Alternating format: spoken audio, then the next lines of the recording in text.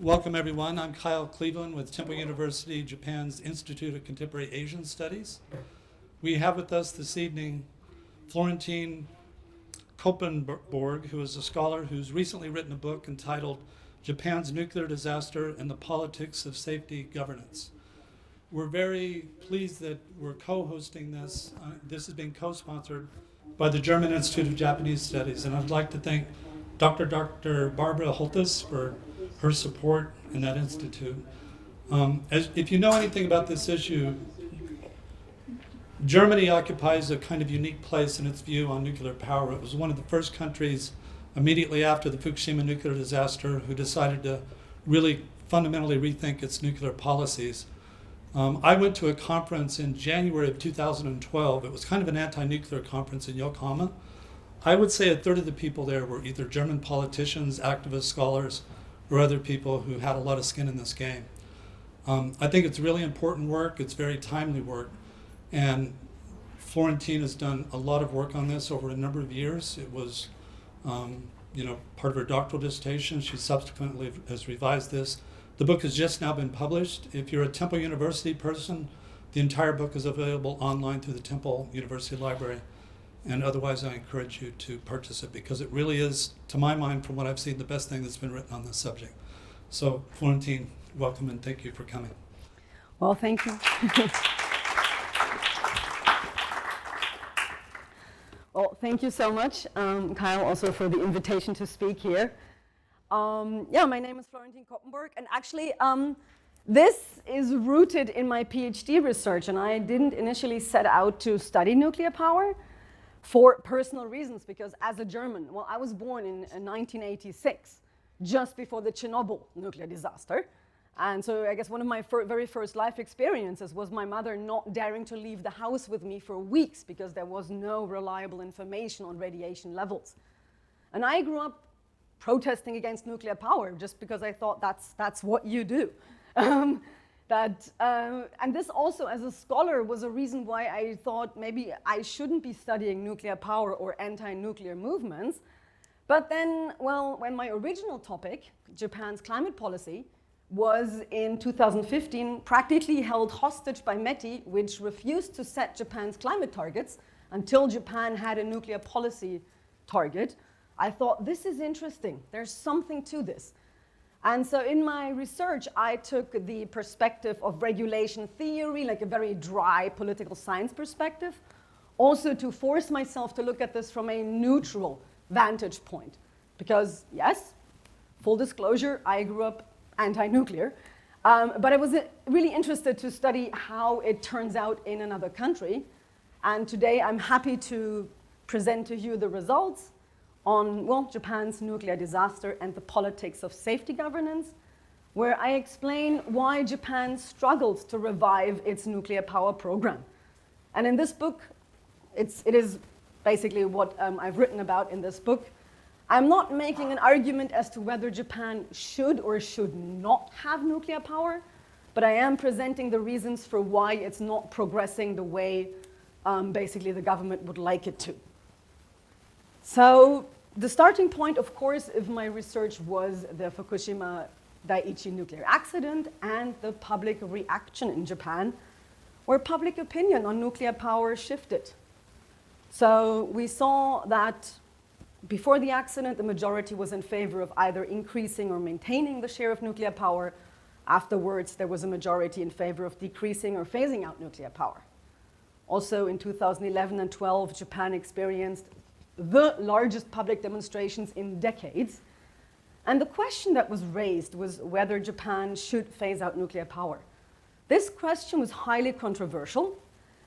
And while this discussion was going on, and it was very controversial, almost everyone seemed to agree that, at least there were severe deficiencies in Japan's nuclear safety management. And basically, Japan's existing nuclear safety agency at the time had failed to prevent the nuclear accident.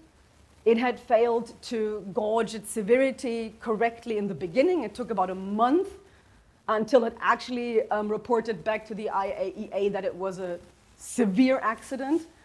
And also, it was unable to take on the role it was assigned in crisis management. And this really showed that something was not right with safety management and governance.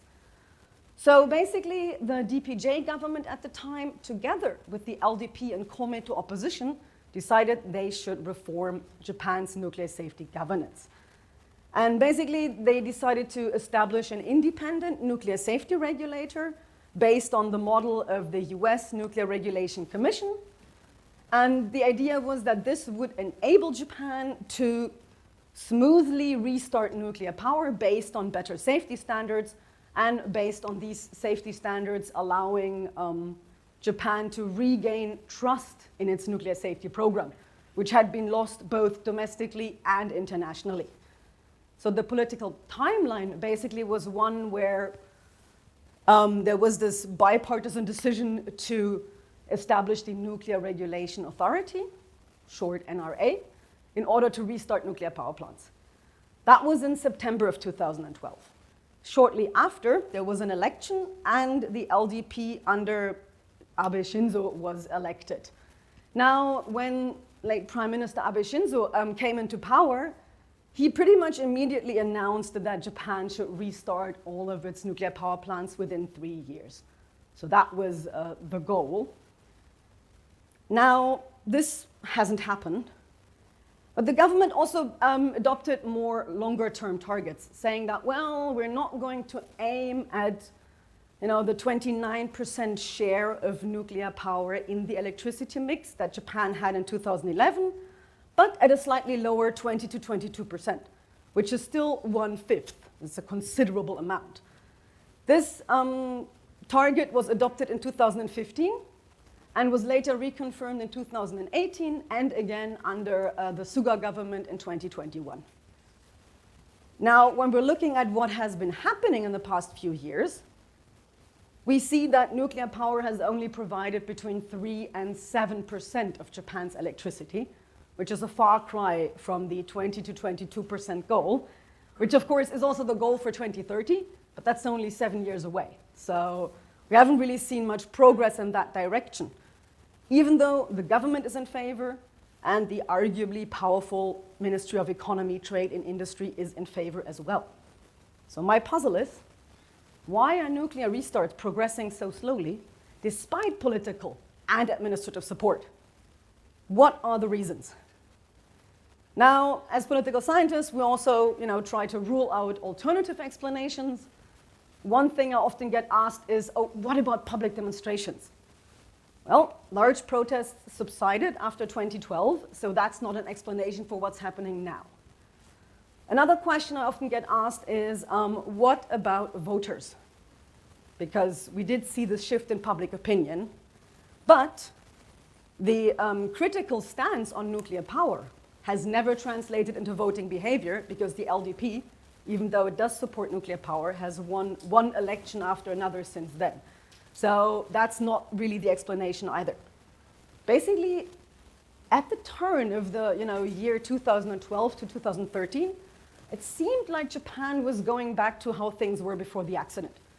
There was a pro-nuclear party in power, there were no large demonstrations anymore, and Japan had a safety agency that was supposed to ensure a smooth restart. Sorry, this is making funny noises.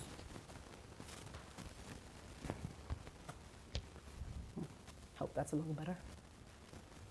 Now, the argument I make is that actually it is the Nuclear Safety Agency, the so-called Nuclear Regulation Authority, that's making the difference, that can help us understand why restarts are not progressing the way the government would like them to.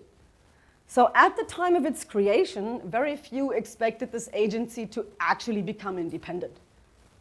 And that's rooted, for one, in the fact that often in Japan, promotion and regulation are actually hosted inside the same ministry. It's not common to have independent regulatory agencies the same way we see them in the US or Europe. But also because there was anticipated pressure from both the government, METI, and the industry to not be so independent and instead go along with swift restarts. And well, the LDP government actually made it pretty clear after 2012 that it wanted the NRA to water down its safety standards, but it did not. So I took just to give you a few words on the theory, I took an institutionalist point of view because, in historical institutionalism, we look at institutions, so the rules and norms that guide human interaction, as a way to distribute power. Institutions empower some actors while taking or sort of excluding others from the process. And the expectation that the NRA wouldn't be independent and wouldn't make much of a difference was basically the expectation that it would be unable to redistribute power in Japan's nuclear program. However, it did. That is what I argue. And by being independent, it increased technical safety costs for the utilities especially, but it also unintentionally galvanized anti-nuclear protests and thereby increased social acceptance costs. And these two types of costs are what explain the slow reactor restarts. So that's my main argument in a nutshell, and I will now unpack that in the next half an hour. Well, since the basic notion that historical institutionalism has about power goes back to something that Elmar Schatzschneider already said in the early 60s about, basically conflict scope, by saying that the outcome of every conflict is determined by the scope of its contagion. So every change in the number of participants, every increase or reduction in the number of participants affects the results. And to illustrate this, I'm basically going to compare the conflict scope prior to the accident to what it is now. So prior to 3/11, or particularly prior to the Fukushima Daiichi nuclear accident, we had a governance structure that many have termed the nuclear village. And I just want to say that I use the nuclear village in a descriptive sense. I don't think it's monolithic, and who is a member and who is not is actually a matter of perception. I don't mean this in any derogatory way, and I actually prefer the term nuclear iron triangle, because Japan's nuclear power program was centered on this iron triangle of, the national government, which essentially was successive LDP governments, and the Ministry of Economy, Trade and Industry, METI, or formerly MITI, and the nuclear industry comprising of manufacturers and the power companies, or utilities as they're called. Now together, they promoted nuclear power in the name of energy security, in the name of, reducing CO2 emissions, and in the name of keeping costs down. They also promoted a safety myth by putting a lot of effort into educating the public on the benefits of nuclear power, not so much on the risks. And also, when the risks became apparent, they didn't improve safety governance. Rather, throughout the development of Japan's nuclear power program, especially the utilities had a lot of power over how much they had to invest into safety measures. I mean, the infamous example now is TEPCO saying that, yes, they will build a tsunami protection wall, but in 2016, unfortunately, that was too late for Fukushima Daiichi. So they negotiated a lot about what they should and shouldn't do, and basically to save money. So the utilities had a powerful position, prevented independent regulation, and a lot of industry experts would work in the safety agency inside METI. And that's what we call regulatory capture. Of course, there were some protests still. This wasn't entirely uncontested. But when we look at what kind of protests we have, they were, basically what we call NIMBY protests, like not in my backyard. So what they would do is they would oppose the siting of nuclear power plants. They would oppose this often via lawsuits.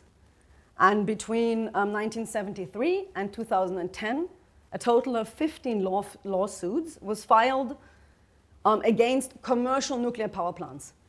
There were other lawsuits that I'm not counting here, like after the JCO criticality accident and other issues. So these are just the lawsuits that targeted commercial nuclear power plants.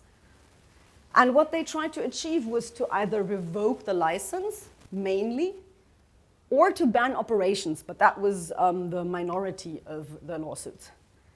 And they would always file them at the local district court in the prefecture where the plant is located. All but one were dismissed at the local court, and the one that made it through the local court was then turned down by a higher court. So all of them were decided in favor of either the state or the electric utility. And this phrase that I kept coming across in my interviews was "seifu ni makaseru." Like amongst judges, there was more of this mindset that this was essentially a political decision whether to cite a nuclear power plant or not, that it's not up to the courts to decide this. By doing so, by turning down all of these lawsuits, they essentially acted as a gatekeeper for the Iron Triangle by keeping the protests out. So we can actually say that, well, we had an Iron Triangle that also benefited from the judiciary acting as a gatekeeper. And since I'm interested in institutions and historical institutionalism, the question becomes, what were the factors that stabilized the system? And I have to say it was a successful system, because you have to remember that Japan in 2011 was the country with the third largest amount of nuclear power plants, only outperformed by the US and France. So they were definitely successful in siting and building nuclear power plants. And the way they were able to do this is by limiting the number of actors, so preventing the addition of an independent safety agency, keeping the public informed about the benefits and thereby somewhat depoliticizing nuclear power, like garnering public support through this strategic information management, and benefiting from the judiciary as a gatekeeper, and also finding ways to work around NIMBY protests. So the Not in My Backyard protests would target the site of a nuclear power plant. But once it had been decided that in a specific prefecture, in a specific location, they would build one, they could just add one reactor after another because the fight was won. So that way they actually managed to work around protests to a certain extent, because once they had won the site fight, this term that Daniel Aldrich coined, they were good to add more reactors. And that's what they did starting in the late 70s and throughout the 80s and 90s. So that's what characterized the conflict scope prior. It was quite limited. And that's essentially what has changed with the reforms. So I will first say a few words about the Nuclear Regulation Authority. Now, it was officially inaugurated in September of 2012. Now, the NRA Establishment Act gives it the status of an Article 3 Commission organization. And this Article 3 is super important because the same article is used to establish ministries. So this organization has the right to submit its own budget proposals to the government, like any other ministry. It has the right to determine its own staff policy, and it has the right to submit draft bills to the parliament via the Minister of Environment, because it's loosely affiliated with the Ministry of Environment. So that way it can also actually submit draft bills, and it has done that. It has the sole right to exercise authority over nuclear safety. So prior to the accident, these tasks were somewhat dispersed. Now they're all integrated into one agency. And it's headed by a commission of 5 experts. That is somewhat unusual in the sense that these experts are full-time experts. It's only getting worse. Oh, yeah. Huh? Okay. Should I change something? Let's pause for a moment to see if we can adjust this. What's happening is we're getting a feedback loop through the mic. Oh, because, should I move to the side a little bit? Maybe that helps. Sounds better right now, doesn't it? It does sound better right now. So if I just stand here, I wonder I'm happy to do that. We're also having a dedicated line that goes into a professional recorder. That's an entirely different audio line, so the recording should be clean. We're still getting some feedback, so our apologies. All right, so that actually sounds a lot better. Sorry? Adjust the mic just a Yeah. bit. Can you move it up on your laptop? Or just the whole clip? Yeah, like 2-3 inches. That should be better. You gotta get it pointed in. Okay, well, this sounds a lot better, at least to me. I hope it does to you as well. Okay, great. All right, back to this very important commission of 5 experts, because unlike in many other commissions in Japan, they hold full-time positions. Their sole job is to be commissioners, and they are actually forbidden from holding positions in the related industries, which is usually the case. Therefore, they have a lot of power in the sense that all the decisions the safety agency makes lies in the hands of these 5 experts, and they chose 5 scientists. Now here on the top right you can see Tanaka Shunichi, who was the first chairman of the NRA, so the head of the NRA. And under his leadership, the first 5, they really tried to make a difference. Now, Tanaka Shunichi, for him it was already the second time that he had been basically cleaning up the mess after an accident in Japan. After the JCO criticality accident in the late 90s, he was called in to help afterwards. After Fukushima, he was called in by the government to help.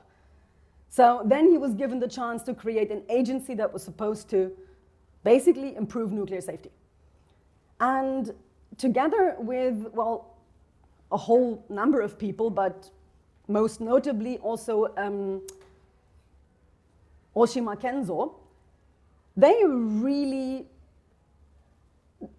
did a thorough job, I would say. And Oshima Kenzo, basically, he was a survivor of the atomic bombings, of the Black Rain, and later as a diplomat, he was quite instrumental inside the UN in championing a report on the after effects of the Chernobyl nuclear accident. So in the first commission, you had 2 people who had encountered the risks of nuclear power again and again. And also Oshima Kenzo, he was part of the Nuclear Accident Independent Investigation Committee that the parliament had set up to find out what went wrong. And if you look at the early weeks, basically where, you know, the NRA Establishment Act had been passed in July, and then this first group of commissioners plus other cabinet advisors that would go on to take on pretty high-level positions inside the NRA, were given the task to take this piece of paper and turn it into a living, breathing organization. And in doing so, they basically took the report, the NAICC report, and looked at all the flaws that had been identified and tried to find remedies. What they came up with was stressing independence from politicians, from the bureaucracy, but also from the industry.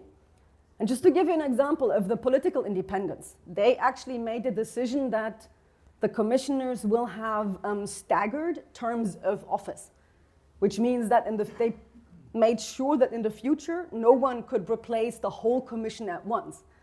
And this was important because the LDP had opposed the selection of these first 5 commissioners. The DPJ pushed them through, and once they were in place, they then basically adopted a rule and also added that into the law that no one could replace the whole board at once. In terms of neutrality, they adopted criteria for the experts to be consulted. So no one who was currently receiving funding from the nuclear industry, either manufacturers or utilities, was going to be called in as an expert. They had to be financially independent from the industry. And transparency, they basically decided to be super transparent and to record all their meetings. So you can watch all their meetings on YouTube, but actually any of you, if you're interested, you can go and watch them live at work. So they invite citizens to sit in on their commission meetings. And I did that, and it's quite interesting because what happens is that, of course, it's usually the critics of nuclear power that go and watch. So as I was sitting at the back, they do have a bit of a separation, about 10 meters in this large room. At the back, you have lots of people who are anti-nuclear, and while I was there was this lady who very much disapproved of the ongoing discussions and was shouting that out. And so there was the security guy always saying, please be quiet, otherwise I have to ask you to leave. But just imagine being a safety commissioner, sort of looking at people shouting out their disapproval at you. So transparency actually not just kept the public informed, but as my interview partners told me, also reminded the Commission of their responsibility and kept them on their toes because they were literally being watched at work. So that's quite interesting. Now, their mission statement to protect the general public and the environment through rigorous and reliable regulation of nuclear activities is something they do take serious in the sense that they actually adopted rules like a 40-year limit on the lifespan of reactors and plus one possible extension of 20 years. And they adopted something that we call the backfit system, which means that whenever they change the standards, the industry needs to comply. And that was not the case prior to the accident. Basically, prior to 2011, once operators had a license, they could basically operate a nuclear power plant for 60 years, and the safety agency had no way of forcing them to make upgrades. And this backfit system is basically at the heart of the current safety reviews that we're seeing.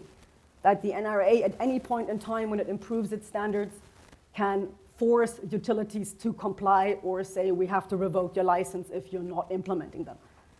And these, interestingly, are safety regulations that when the NRA Establishment Act was discussed, the DPJ had proposed, but if you remember, in 2011 and 12, the LDP held the majority in the upper house and used that power to erase those rules from the draft law. But as soon as the commissioners that the LDP had also opposed were actually inaugurated, they adopted these exact rules. So there is a lot of power play, in a sense, going on. And they knew what they were doing, and at least two interviewed partners actually attested, Tanaka Shunichi, quite a bit of political savviness that they hadn't expected from a scientist. Also, if you see him speak during press conferences, he's so soft-spoken and like seems so friendly, but always found a way to provide technical reasons for what they're doing. So he was never political in his statements, even though the decisions that he and the commissioners made had political implications. To illustrate this political independence, I've set this up as sort of a conversation between the late Prime Minister Abe and Tanaka Shunichi, because when Abe said that he wants all nuclear reactors to be restarted within 3 years, Tanaka Shunichi, a few days later at a press conference, explained the whole process of adopting new safety standards, doing the safety reviews, and in a nutshell said, it cannot be done within 3 years. When later the government adopted nuclear power targets, like the 20 to 22% goal by 2030, you have to know that these targets are only achievable if the NRA basically extends the operating time of all reactors.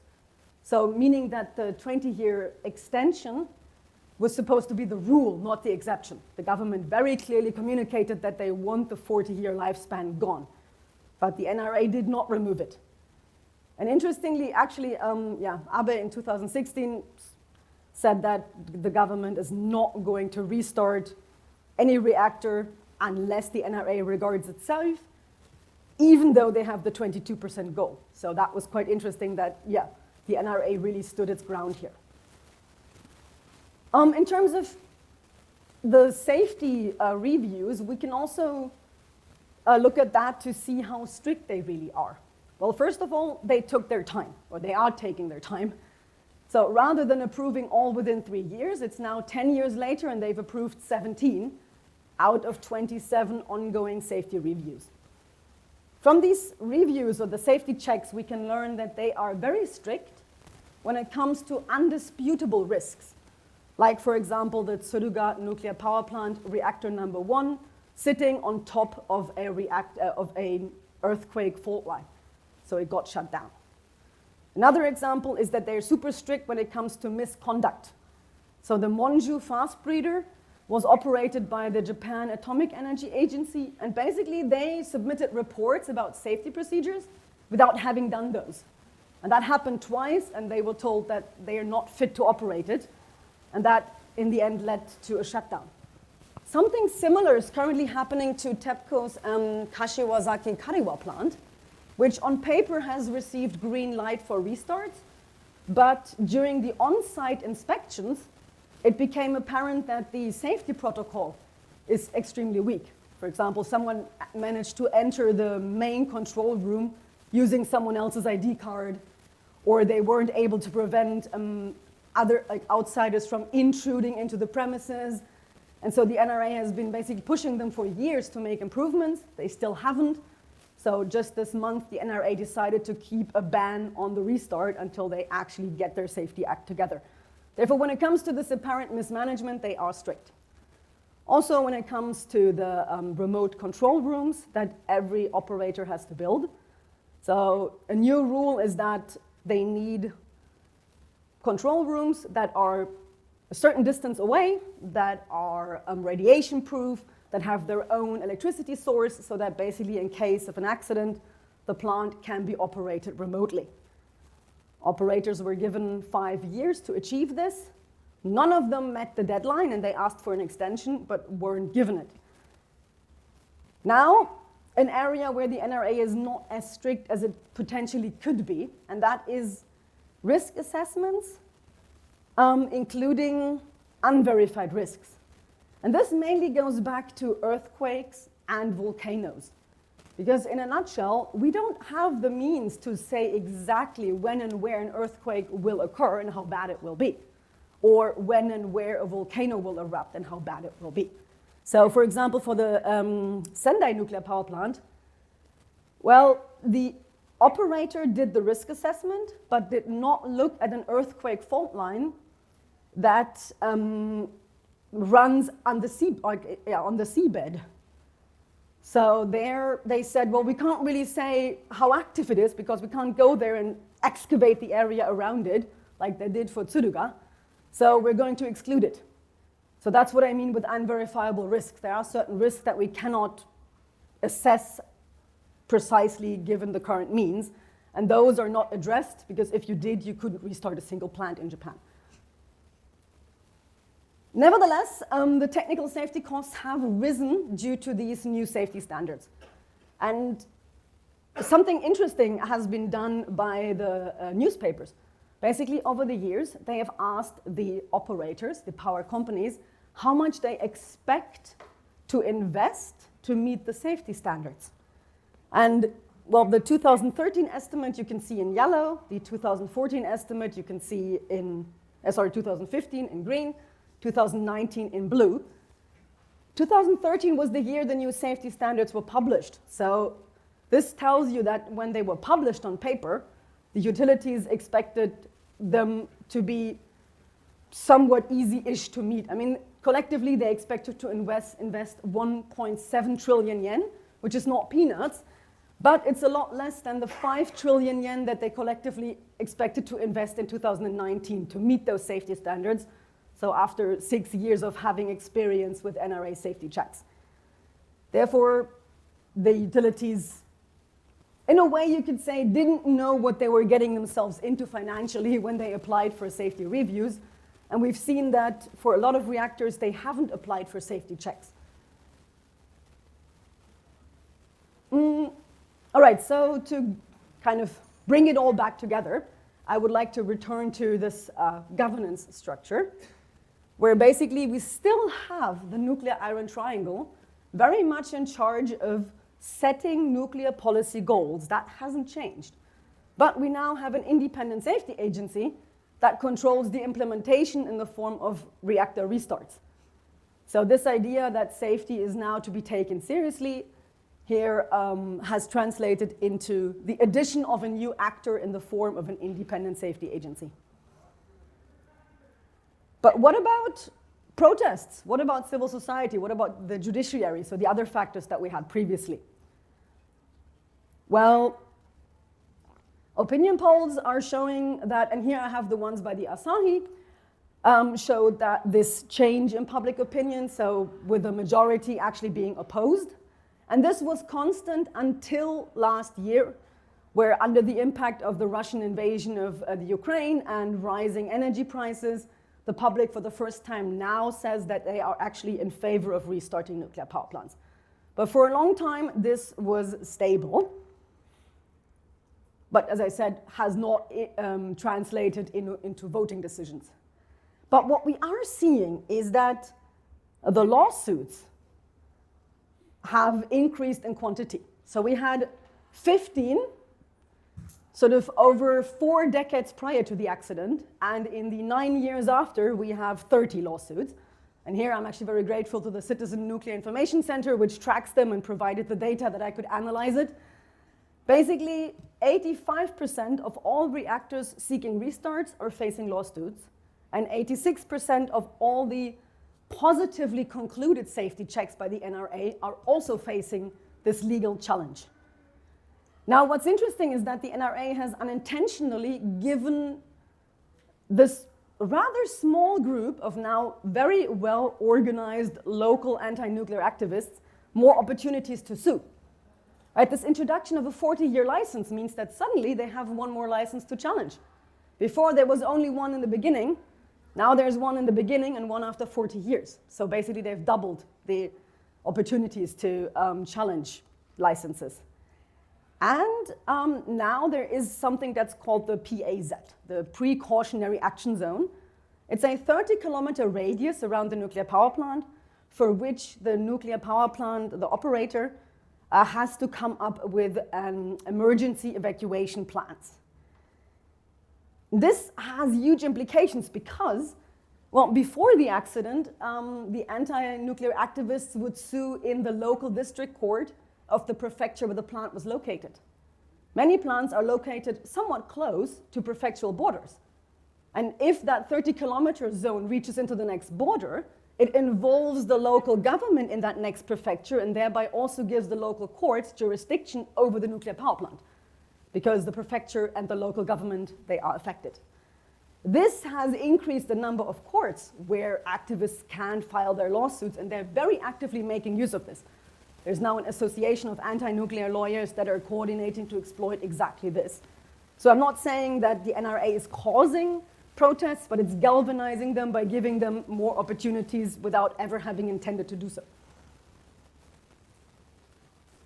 Now, coming back to that, these lawsuits are mainly challenging the exact risk assessments that I mentioned earlier that exclude unverified risks. Plus, they have come up with a new strategy.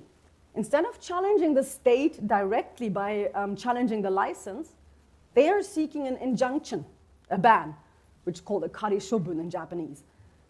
And this has the effect that if it is granted by a local court, it remains in place until it is overruled by a higher court.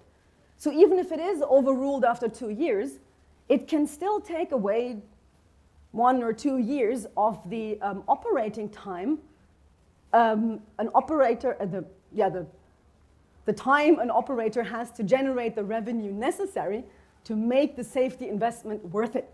For example, the Takahama nuclear power plant. When it was approved in 2015, it had 7 years on its license. 2 of those were pretty soon gone due to injunctions.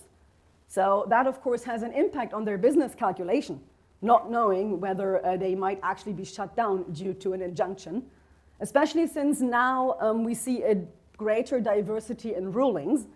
So judges are making very different decisions at the moment, actually, which is interesting. But it definitely shows that this thinking in terms of seifu ni makaseru, it's a political decision, that's not the case anymore, at least not as a rule. So yeah, basically the NRA unintentionally expanded the opportunities for anti-nuclear protests, while at the same time, the judiciary is not an automatic gatekeeper anymore, but rather has become embroiled in this political conflict. Which means that not only do we have a new actor, we have a judiciary that has become, has hold, so to speak. And sometimes anti-nuclear lawsuits are even effective in challenging either the nuclear industry directly or the decisions by the Nuclear Regulation Authority. In a nutshell, this is a pretty wide conflict scope, so it has been expanded quite a bit.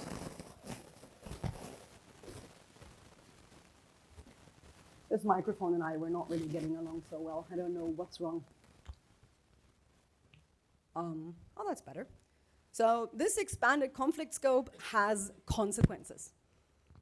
Now, Just to give you an idea of safety governance before and after, before 2011, safety governance institutions, they aligned with the policy-making institutions.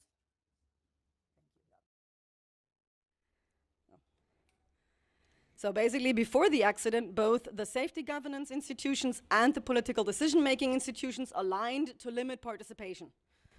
And they managed to keep, basically, the decision-making power inside the Iron Triangle, while largely keeping critics out.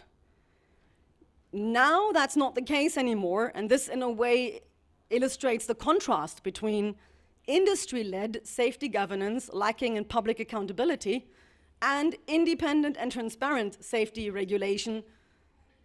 The difference is pretty stark.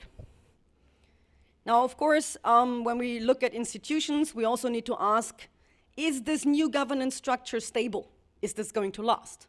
I argue yes, because the NRA is independent and it has defended its independence. It has expanded the NIMBY backyard, and that can't really be turned back. There is no more strategic information management because the discussion about the risks is out there and transparency is keeping it alive. The judiciary is not an automatic gatekeeper anymore. And the strategy of working around NIMBY, like once you have one site approved, you can add more reactors, is not working anymore because every single reactor is up for discussion in a way. Right? They have to undergo safety checks and get a license, so every single reactor can be challenged, meaning that all the fights that the Iron Triangle won before the accident are back on the table. And this is what I mean with increased technical costs and social acceptance costs. So social acceptance costs being the time that gets erased from an operating license, and therefore the time that the operator doesn't have to generate revenue to make their safety investment worthwhile. And also, of course, the legal costs it takes to fight off these lawsuits, and the added uncertainty. Like, first of all, will they get approval by the NRA? And then, will that last? Or will they be shut down again? Now, I have to say that, of course, all of this affects the power companies a lot more than it affects the manufacturers. And don't worry, I only have a few slides left. I'm going to wrap up in the next 5 minutes. I'm a little bit over time. But this is an important point, that while the manufacturers are still very eager to export nuclear power plants, to sell nuclear power plants, the utilities are suffering from these increasing costs, and their response has basically been to start shutting down reactors. So Japan had 54 in 2011, and the number has gone down to 35. And basically, they've shut down older and smaller reactors where it's just not worth the safety investments because they have so little time left on their lifespan and they don't generate enough electricity to really make the investment worthwhile. Now, if Japan restarts all of the remaining 35 reactors, and that's, of course, a very positive scenario, assuming that they will all undergo safety checks and will not be challenged in court, or at least will then actually go online, Japan could produce 18% of its electricity in 2030 with these 35 reactors. That already falls short of the government goal. However, whether a reactor will be restarted or not actually depends on the utilities' initiative. They have to put the reactor forward for a safety check, and they've only asked for 27 safety checks. Now, when we do the numbers, if all of them are approved, and currently that's only 17, and 2 of them are definitely facing challenges. Well, if all of them are approved, have their lifetime extended, they manage to fight or to win all the court cases, these reactors can produce 14% of Japan's electricity by 2030. Which means that the most optimistic scenario Japan has for its nuclear policy program is generating between 14 and 18% of its electricity from nuclear power by 2030. Now, my estimate would actually be closer to 5 to 10% because, like I said, the 14 to 18 assumes that 10 more will be put forward for safety checks, that all of them will be approved, all of them will have their lifespan or their operating lifespan extended, that they managed to actually win the lawsuits. And therefore, I think 5 to 10% is more likely. And if you look at the plans that the utilities are currently putting forward for how they will produce electricity in 2030, the utilities themselves, collectively, if you look at the numbers, are planning for something like 5 to 6%. So, in a sense, the utilities' investment decisions are determining the policy outcome. And the reason this is the case is because they are hit so hard by these increased technical safety costs and social acceptance costs. And therefore, what Japan is going through is actually closer to a de facto exit, like a stepwise reduction in nuclear power, than a full-on restart as envisioned by the government. So in a nutshell, my answer to why reactor restarts are so slow is that while the pro-nuclear iron triangle still controls the decision-making, the setting the goals, the independent NRA controls the implementation, and it has increased technical safety costs, unintentionally also expanded NIMBY opportunities, leading to higher social acceptance costs. The transparency it has undermines any efforts to re-establish a safety myth, and the judiciary is not an automatic gatekeeper anymore, meaning that this broadened conflict scope is leading to rifts inside the so-called nuclear village, if you will, or the pro-nuclear iron triangle, with utilities not complying. Thank you very much.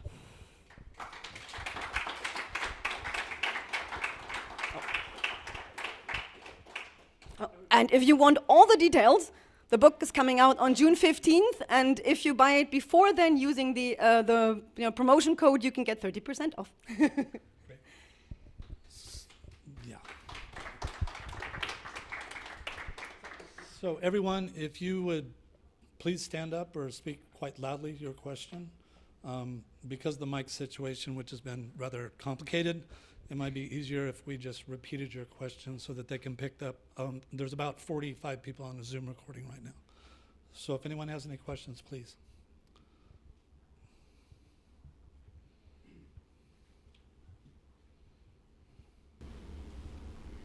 Martin. Yeah, thank you, Florentine. It's Martin Fackler. Speak. You mentioned Tanaka-san and Oshima-san. I think Shimazaki-san was also quite important in that first generation of NRA commissioners. What's happening now? I mean, who determines the new commissioners? My understanding is Shimazaki was pushed out. A lot of these guys who are activists, Tanaka-san lives up in Fukushima now. Are they the same folks with the same motivation? Is it different now? Kind of what's happened since the first generation? Great question, thank you. So, Shimazaki was pushed out in a sense that he did not have his term extended, like his term was only set for, or he was set for one of the short terms in office. But yeah, it's true that it became very clear that the government would also not want to extend his term because he was trying to change the way Japan calculates the risk of earthquakes. And basically, the consensus was that if his approach is adopted, it would pretty much stop any reactor from being restarted. So there was a lot of opposition in the industry to him. In terms of the others, well, one other commissioner from the first commissioner, Fuketa, he became the second chairman. And he is interesting in the sense that Tanaka and Fuketa for years worked together inside the Japan Atomic Energy Agency. So actually, they seem to have had this like senpai-kohai relationship, and they moved from there together into the first round of commissioners. When Tanaka was 72, it was clear that he wouldn't extend his term as chairman, but Fuketa took over. Honestly, I was a little bit surprised that Fuketa last year was not putting himself up for a second term. So he didn't even make that move, and I don't know why. I would love to ask him that. Instead, they chose someone else from within the commission. So I think that, in a sense, is a good sign, that instead of the government putting someone completely new at the top of this agency, at least they chose someone who's had experience in the commission and seems to continue the same working style.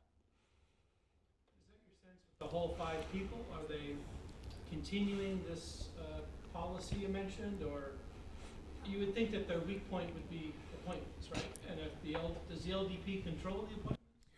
Okay, sorry, the process. Yes, so basically, Officially, the cabinet or the prime minister nominates 5 candidates and the parliament has to approve them. Unofficially, the NRA puts together a list, submits it to the Ministry of Environment, which then also sort of puts a check next to the ones that it supports, and that selection is passed on to the cabinet, and then the prime minister from that list chooses, and the parliament has to approve it. So the NRA actually is the one that takes the initiative in putting forward candidates. However, this is the informal way, right? If the prime minister wanted, he could actually suggest someone completely different, but hasn't done that yet. So I think that's a positive sign.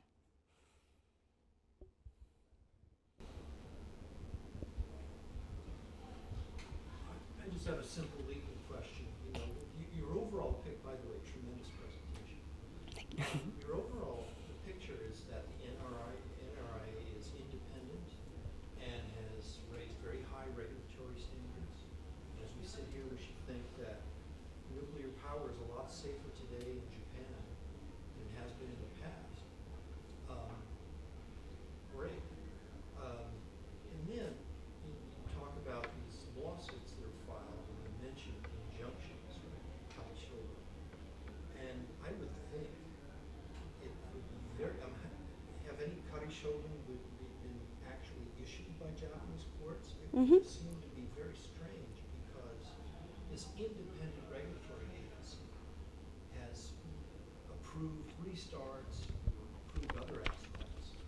And for the court, which is not an expert in the field, to say, well, this independent, strict regulatory agency, I'm the judge, and I'm going to stop them in their tracks, it seems very odd. That is a very interesting question, and it's fascinating to me that we have these really different rulings, right? So in 2015, actually within the span of a week, we had 2 courts making a decision about the same safety assessment. It was the Sendai plant at the time, with one judge saying the safety standards are really great and up to par, while the other court was saying, actually, the risk assessment could have been stricter. And the risk assessments, in a way, are where the NRA falls short. So this is interesting in the sense that both the IAEA, the International Atomic Energy Agency, has criticized the NRA for not adopting the newest way, like that would be a probabilistic hazard. Oh no, God. They're so long, those terms, I don't want to say it. But basically, the newest methodology has not been adopted that basically models all potential scenarios. Rather, the NRA goes by the risks that have been observed. To give you the example of tsunamis, the NRA looks for the highest tsunami that an area has experienced. But the newest method would be to say, well, we're going to model, including, for example, rising sea level due to climate change, and look at how high tsunamis could be. The NRA does not do that. And that has been criticized, interestingly, both by the IAEA and Greenpeace. So here, pro and anti-nuclear actors seem to agree that that is a shortfall. Now, with the other risks, I argue that the NRA doesn't include unverifiable risks because it would make itself politically vulnerable. As long as it stays within a scientific consensus, being the scientists, right, saying this is an established consensus protects them. As soon as they leave that consensus area, they could be attacked for making seemingly political decisions. So their neutrality depends on being within the realm of mainstream science. So what we can definitely say about earthquake risks and volcanic risks. And since these are quickly evolving disciplines, they're not keeping up with the newest developments unless they are the established consensus. So I hope that answers your question. Florentine, does that account for why the public can never really accept the rationales and decisions that these regulatory bodies or the TEPCO is making because they're just outside that realm of scientific assessment and they don't really understand, you know, the protocols that are being implemented? To a certain extent, yes, but also the commission consisting of 5 experts, they communicate uncertainties. So, you know, in 2015, the late Prime Minister Abe was stating that Japan implements the strictest safety standards and that leads to absolute safety. When Tanaka Shunichi was asked about this, he gave, again, a rather long-winded answer along the lines of, well, we don't use that term because everyone has a different understanding of the meaning of safety, but as scientists, we can only say that we are going to reduce the risk because absolute safety does not exist. So in a way, they're scientifically honest, right? I mean, in science, there's always a bit of uncertainty, and they communicate that. And thereby, they've undermined any political attempt to say the NRA establishes absolute safety. They've said, no, this doesn't exist. We're reducing risks. Of course, meaning risks remain. So. We have a question here from in the chat box. Rick Weisberg asks, says, thanks for a very interesting presentation. It has puzzled me why Germany is so anti-nuclear, especially since the Russian invasion of Ukraine and the destruction of the Nord Stream pipeline. Can you explain why this is? Wow, how much time do I have? So, first of all, I have to say that the German decision to phase out nuclear power was made in the early 2000s. And then in late 2010, there was this huge campaign by the nuclear industry in Germany saying nuclear power is safe. And also saying, well, something like the Chernobyl accident that happened in the Soviet Union, you know, a country that didn't have proper safety standards, it's not industrialized or wasn't an industrialized country. This could never happen in Germany. Germany is a safe country that has a proper nuclear industry. And then the accident happened in Japan, and that changed everything. The fact that it was in Japan suddenly made Germans think, oh no, if this can happen in Japan, the country that Germans think has super high safety standards is this super high-tech country. How could we ever believe that it's safe in Germany? So in a way, the fact that it happened in Japan changed this argument or undermined the argument put forward by the nuclear industry in Germany that the Chernobyl accident can be written off as a tragic accident that was also related to the regime where it happened and, you know, the state in which it happened. And so why is Germany so anti-nuclear? Well, we've had this whole discussion about the risks for so much longer. And you know, last year, we did have a discussion about whether Germany should continue using nuclear power. And we did actually postpone our nuclear phase-out by 3.5 months. But I can't tell you how tiring it was to have so much political energy spent on an extension of 3.5 months. It was incredible. But basically, once you go down the route of a nuclear phase-out, it's not easy to go back. I mean, I actually was talking to some experts in, you know, or working in the energy industry, saying that this political idea to, at the very last minute, extend the lifespan is not a good idea, because in Germany we've stopped doing the safety checks that we need for longer operating times. We did not order the fissile material, and we've started retiring the nuclear experts. So is the solution really to operate a high-risk technology without the proper safety standards, without the experts? That can't be the answer, right? So yeah, in a way there was this political wishful thinking that was very much using the same arguments we see in Japan, right? That it's a secure energy source, that it's cheap, that it has low emissions. Yes, all of that is, in a sense, true, but if you have to plan for it properly. And Germany was not in a position to extend nuclear power last year. And I will also say the Japanese example shows that not investing into safety for so long now makes it very difficult to operate nuclear power properly or safely. At least implementing safety standards now makes it so expensive for the utilities that, well, as I've said, they are shutting down a lot of nuclear power plants. So that's my take on that. It takes a lot to operate nuclear power safely, and that includes very high costs. And so we need a more honest debate about the costs if we really want to operate nuclear power.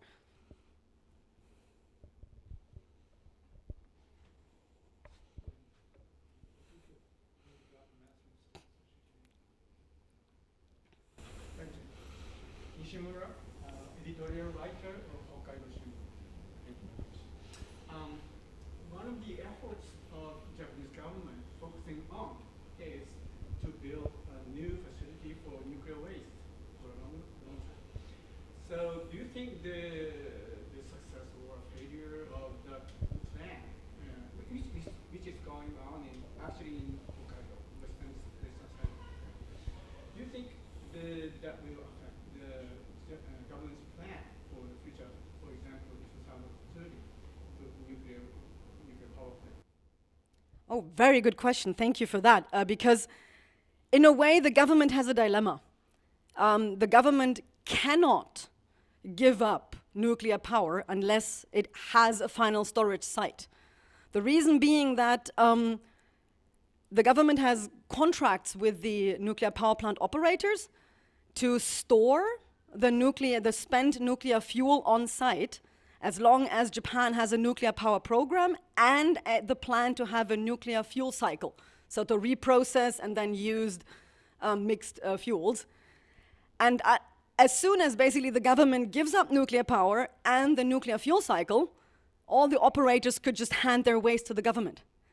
So unless it successfully finds a site for its waste, it's basically stuck with promoting nuclear power, because otherwise it has an even bigger waste problem. A similar point could be made about foreign policy implications, because you know how Japan is a big proponent of non-nuclear proliferation, which includes not having reprocessed materials without a purpose. Japan has about 50 tons of highly enriched uranium that's supposed to go into the nuclear fuel cycle. Experts say they will never use this much. But basically, if Japan now gives up nuclear power, it completely clashes with its nuclear non-proliferation policy, because suddenly Japan sits there with 50 tons of plutonium and has no explanation for why. And this was also something that was pointed out by the US in 2011-12, that, if Japan wanted to phase out nuclear power, this would not only be a diplomatic issue for Japan, but also for the US. So there is that political implication. And one reason why I think the government is holding on to nuclear power so much are actually these political implications. Not necessarily the fact that they believe nuclear power to be the best source, but that they need to figure out what to do with the plutonium first, the nuclear waste, and also the government's climate targets that it submitted to international climate negotiations are premised on achieving that 20% goal. And so how embarrassing would it be, for example, this year as the G7 presidency to admit that they can't achieve that? So there are so many implications tied to giving up nuclear power that, in a way, the government is almost forced to continue the narrative, because once it admits that it can't meet its nuclear power targets, it has a lot of very difficult political decisions to make.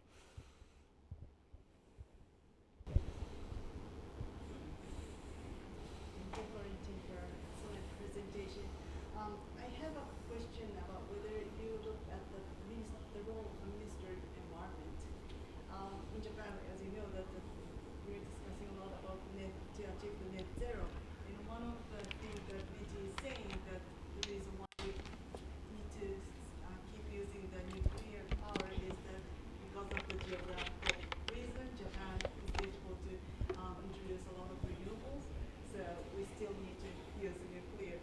And all the ministers are engaging to this net zero discussion, but Minister of Environment is, unfortunately, they don't have a power to say something on the energy issue, only the very local, related issues. So I just want to know, we'll compare with Germany or something, the weakness of the Minister of Environment affects to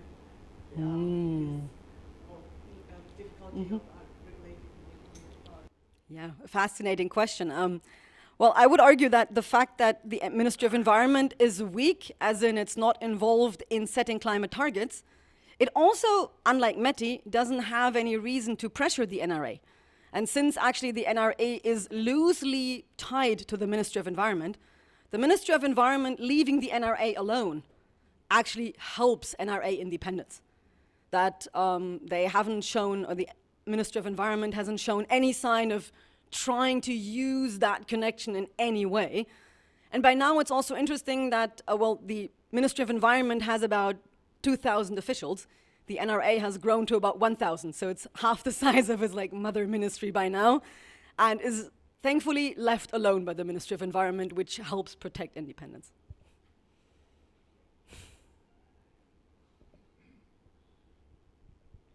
We have a question by William Bradley. He says, you mentioned 2 reactors in construction. When were they started? For Fukushima, for example. Is there any discussion of constructing smaller modular reactors in Japan, as in other countries such as the US and Canada? So the answer is yes and yes. So the 2 reactors under construction were started before the accident and were put on hold for a while afterwards. Actually, there are 3 reactors that were, under construction before the accident. Now there's 2. One of them is not being built anymore.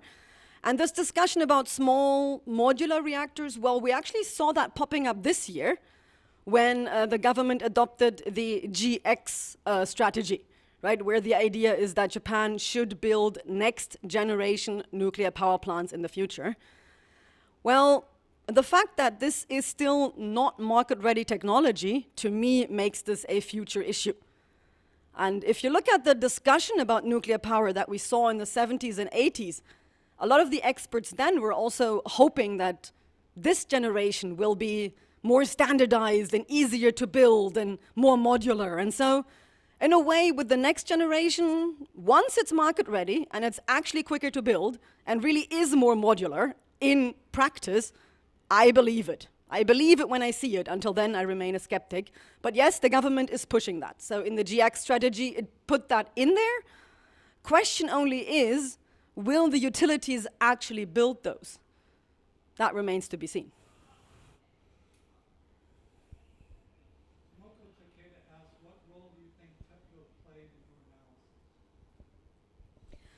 your analysis? TEPCO has an interesting role in a sense that TEPCO, right, is the biggest utility Japan has, and until 2011, TEPCO alone operated 1/3 of all the nuclear reactors in Japan, so about 17. Now, TEPCO is also the one utility that hasn't been able to restart a single one.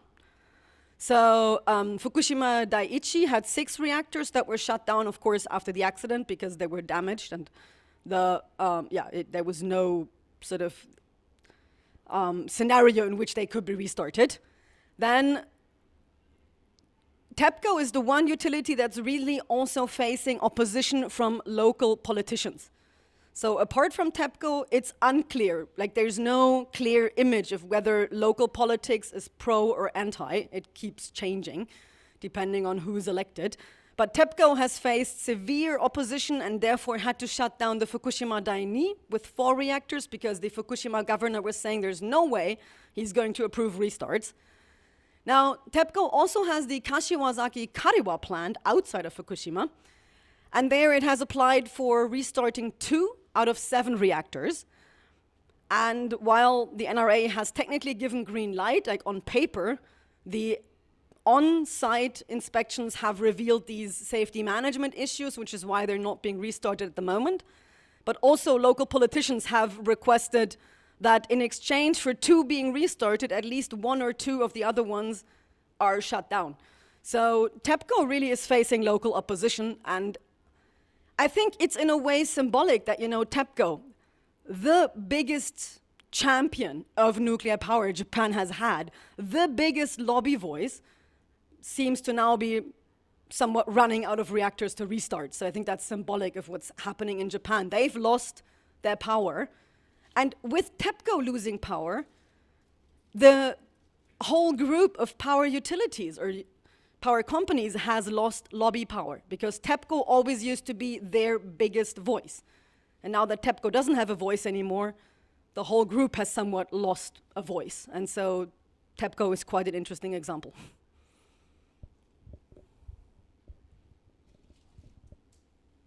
I have a rather naive question.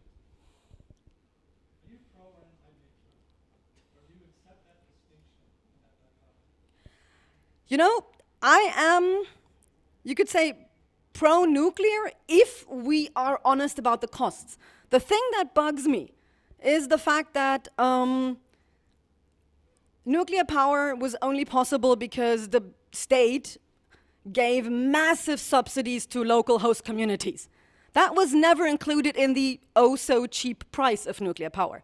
So nuclear power is only the cheapest electricity source because a lot of taxpayers' money was spent to keep it that way. While if you contrast that with renewable energy, the feed-in tariff is visible on every consumer's electricity bill. If the government dares to actually include the subsidies, the decommissioning costs, where no one knows how much that will be, and all the other costs, right? The government is helping TEPCO with cleaning up the Fukushima Daiichi nuclear power plant. If they were willing to calculate that into the nuclear power costs and make an honest calculation, instead of basically tinkering with the numbers, as they have been, then yes. Like, if we can have an honest discussion about all the costs involved, not just the ones the government wants us to talk about, then I think we should. But I also think it would look very different if the consumer was told that that's what it will cost. Because I find it questionable that, for example, if you look at recent METI documents on energy policy, for every energy or electricity source, there is a price range. Nuclear power is the only electricity source that doesn't have a price range. It only has a lower end, because if it did have a range, it wouldn't be cheaper than renewable energy anymore. So the way the costs are presented is highly political, and I find that part questionable. If we can be honest about the costs and risks, I can be pro-nuclear, but I'm also afraid that if we are honest about it, a lot of other people will be anti-nuclear. So, yeah, I want honesty.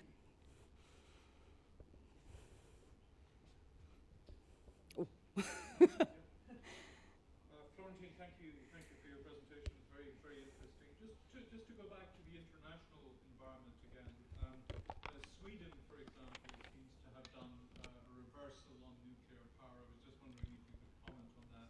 And in the last maybe 48 hours, Taiwan has just announced that maybe they're not going to phase out nuclear power as well. So again, in those two situations, I was just wondering if you could give us your comments on those developments. I mean, it is quite interesting that, now where we're facing an energy crisis, nuclear power is once again put forward as a solution. I mean, we had this discussion in Germany, you've mentioned Sweden, we've seen Taiwan.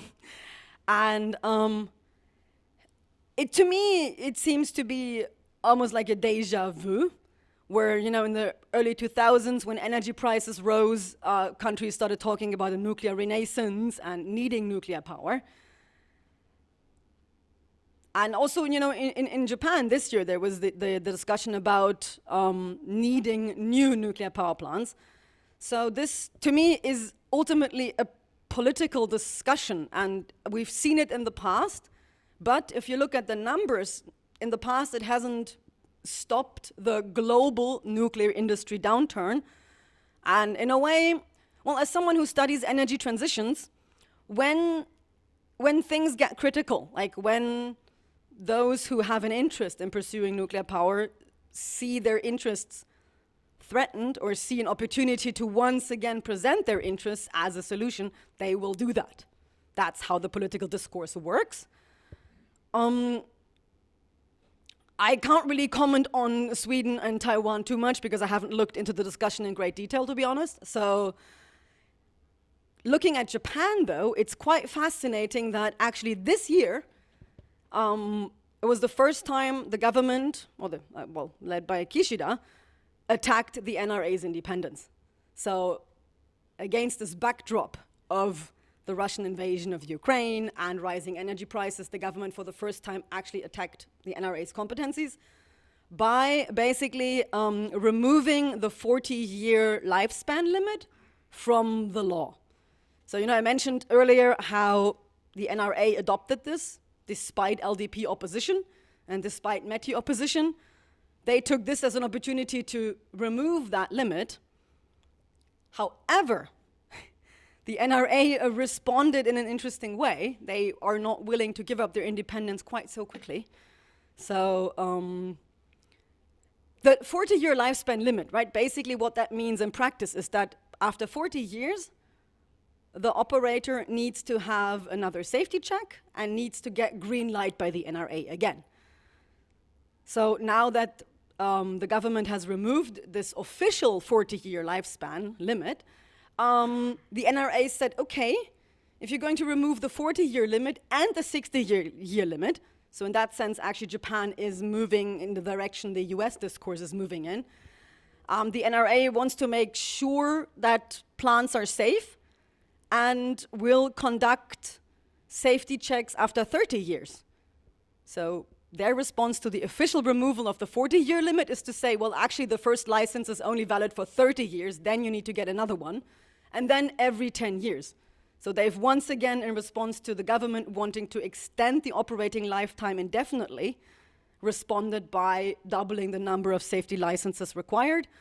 And based on the logic that I've presented in the book and in my presentation, if they really implement it that way, it will only slow down restarts more, and the government may have, well, shot themselves in the foot with this one. So there are so many things to be said, but yes, you're absolutely right. I mean, there are many governments re-evaluating nuclear power, for sure.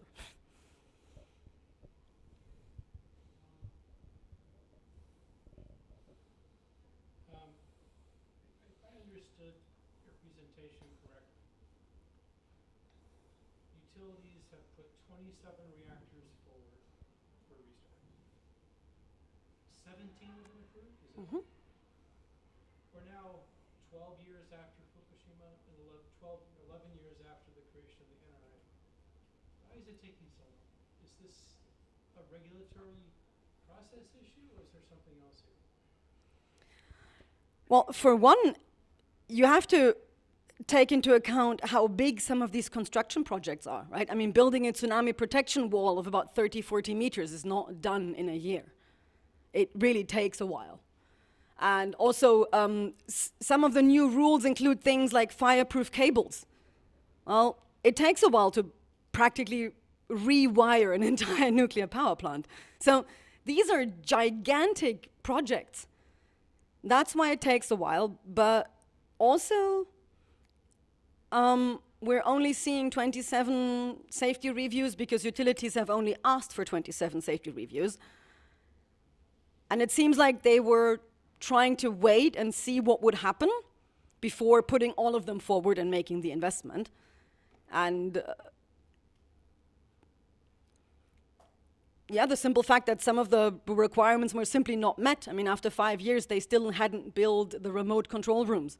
And so there is this one issue that these are gigantic building projects, but there is, in a sense, also a human resource issue, that there's not an endless supply of nuclear safety experts, and that in a way, the nuclear the regulation authority and the industry, in a sense, were competing over the best talents. And while the NRA has responded by establishing its own human resource training center and hiring a lot of fresh graduates that are then trained as regulators, the industry doesn't have to have something of the same scale. So I would say it's also a human resource issue to a certain extent. Ask a follow-up question to that last one. Do you know how many folks, you said there are 1,000 people at the NRA now, right? Do you know how many came from NISA? How many came from MEDI? You know, I mean, how many came from the environmental ministry, if any? Because I think the ministry itself is new. Do you know where they came from? Can you Yes. trace the kind of the bureaucratic genealogy of I actually did that.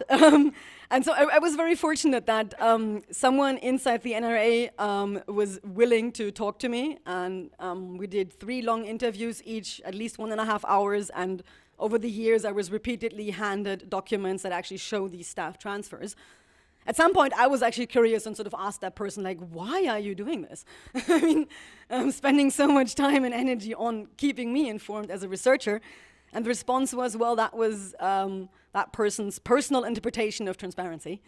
But yeah, I don't know all the numbers off the top of my head, but basically what happened was, of course, in the beginning, all the people came from NISA and the Nuclear Regulation Commission, and they also came from the police department, the fire department, also METI and MEXT. So there was a wild mix, so to speak. But well, they had, basically none of these people had chosen to, be moved into the NRA.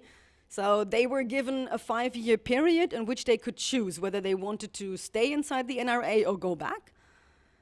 And about a large number actually did go back. So the NRA then, a little bit later, also incorporated another agency, the Japan Nuclear Energy Safety Organization. That was in 2014, with about 250 or 300 people. And they all stayed because they were already not part of METI, but in this attached organization, and they moved into the NRA and stayed.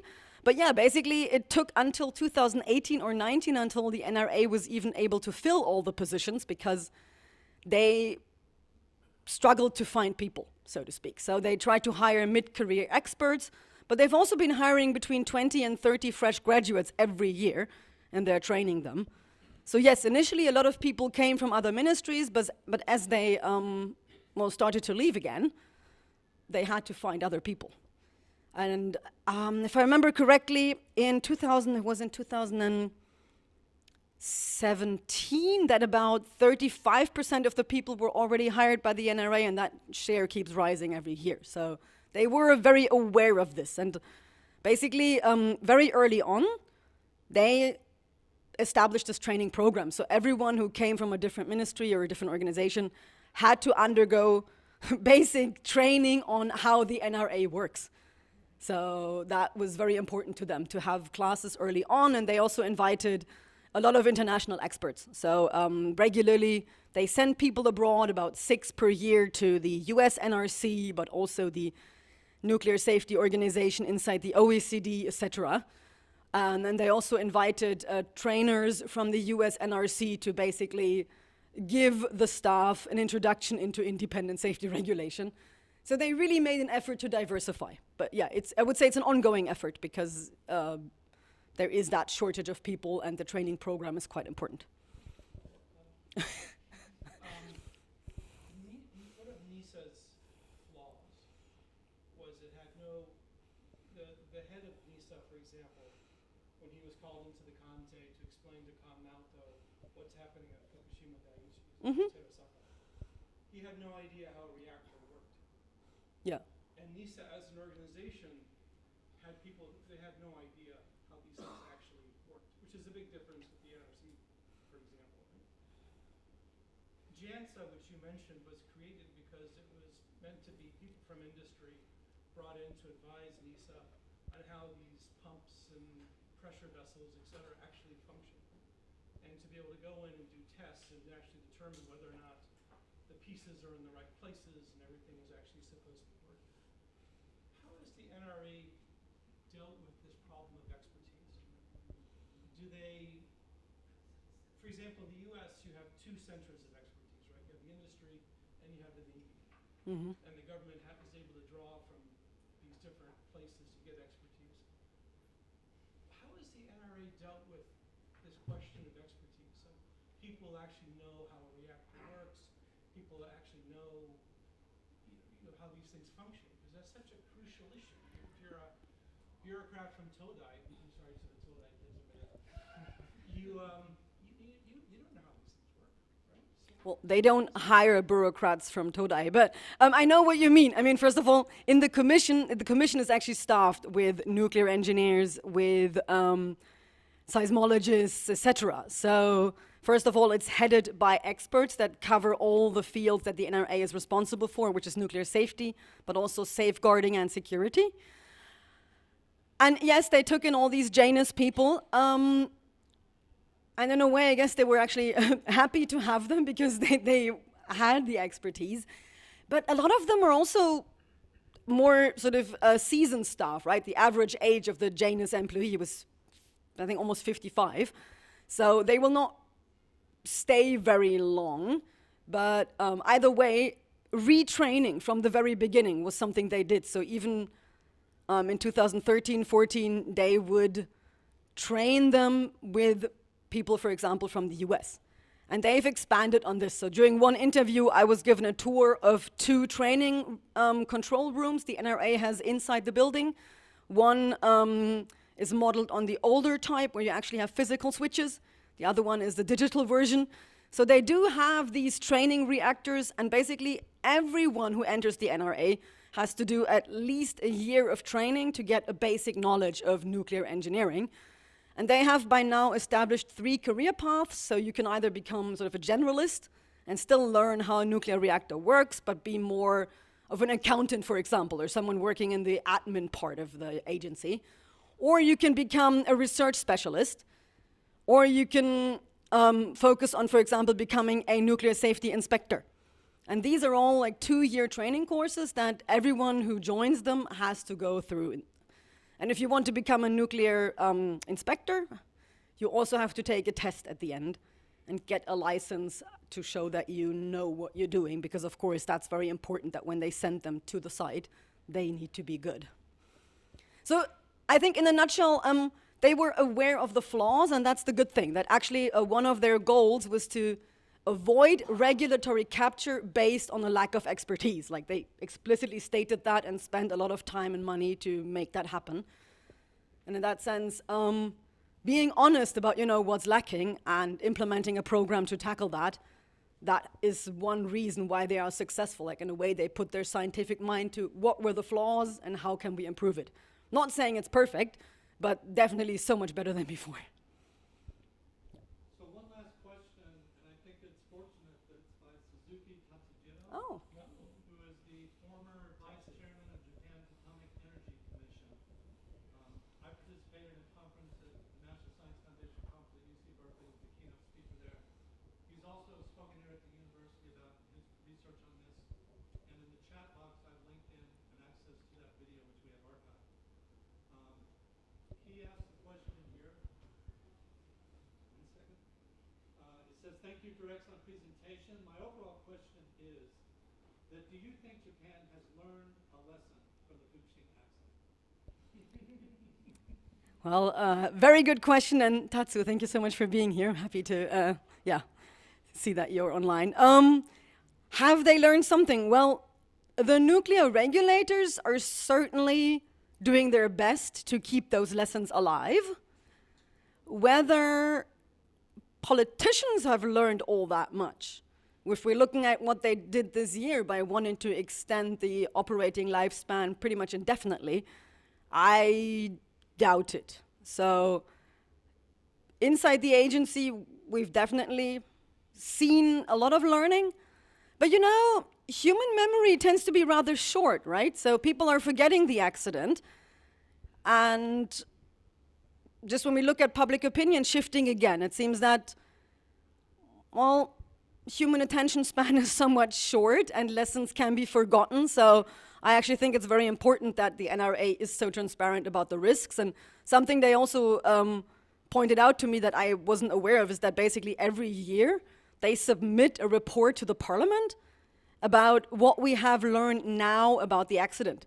Because as a matter of fact, we still don't know exactly what happened. There are still areas inside the Fukushima Daiichi nuclear power plant that we haven't had access to. The question of how much damage did the earthquake do versus the tsunami still hasn't been answered. So we don't even have all the answers yet. Yet politically, we're already forgetting the lessons that we have learned. And therefore, it's a difficult question. It's taking so long to find out really what happened that maybe, we're forgetting the lessons we already have more quickly than we are getting all the answers. But at least we have a safety agency that has basically made it its mission to keep those lessons alive and heed them. Hopefully that will also remind others of what happened and the lessons to be learned. Florentine, one last question. You've done so much specific, dedicated research on this. Are there any books, authors, agencies, reports that you especially recommend for someone who wanted to do a deeper dive on this issue, and obviously including your book? It depends on which particular aspect you're interested in, because what I found so fascinating is that it is so cross-cutting. that it looks at social movements, but also the regulatory aspects. So if it's the accident itself, oh, this is embarrassing. I don't actually remember the book title because, I mean, I finished writing this book about 1.5 years ago. So that's the thing with books. It takes so long for them to come out that actually off the top of my head, I have a book in my mind. I can send it to you later, but I can't name it right now. Or any sources of inspiration for your research? I mean, if you really want to learn more about the agency, the website is a great source of inspiration in terms of transparency and what they're doing. If anyone is interested in the anti-nuclear lawsuits, go check out the Association of Lawyers Against Nuclear Power. If you are interested in the political aspects, well, it in a way is enough to read METI documents to get a good sense of how they're putting pressure on the agency. And I guess in terms of, well, newspapers, the one newspaper that I was always quite impressed with is actually the Tokyo Shimbun, because they do make an effort to produce rather long and critical articles where they really look at the facts. So that was actually a rather helpful resource to me that I hadn't really anticipated before I sat down in Tokyo to do the research, because they're not present online as much as the others. But yeah, that would be it. What a superb presentation.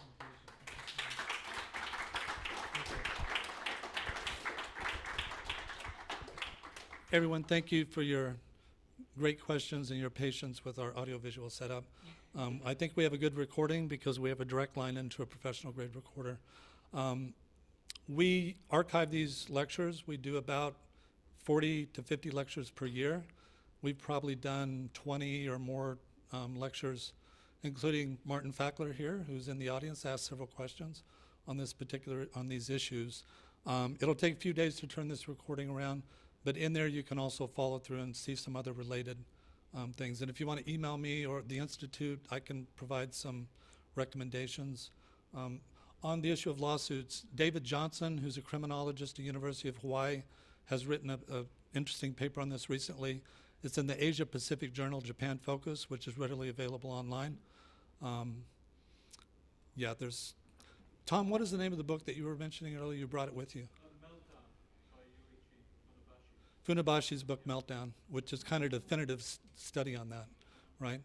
David Lochbaum and Ed Lyman and Susan Strahan's book, Fukushima, The Story of a Nuclear Disaster, is superb. They go inside the Freedom of Information documents through the Nuclear Regulatory Commission to kind of reconstruct the accident from that point of view.